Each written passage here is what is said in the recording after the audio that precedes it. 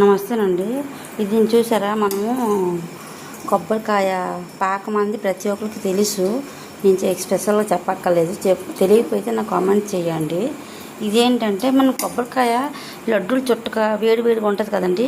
లడ్డూలు చుట్టుపోతే మనము ఇలాగ స్పూన్తో ఒక్కొక్కటి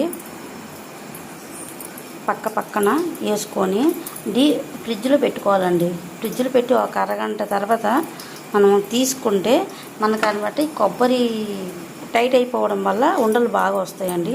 ఇది ఒక టిప్స్ అండి. నేనైతే ఎక్కువ ఫాలో అవుతుంటాను. ఎందుకు వెంటనే కొబ్బరికాయ వేడిగా ఉంటుందని నేను చేయనండి. ఎప్పుడు నేను ఈ ఫ్రిడ్జ్లో పెట్టేసి అది లడ్డూలు చేస్తానండి. థ్యాంక్ యూ అండి. ఇది ఫ్రిడ్జ్లో పెట్టేసుకోవాలా. ఫ్రిడ్జ్లో పెట్టుకొని ఒక అరగంట తర్వాత మనం తీసుకుంటే అది లడ్డూనే ప్రిపరేషన్ అయిపోద్ది. లడ్డూలు చుట్టుకోవడానికి బాగుంటాయండి.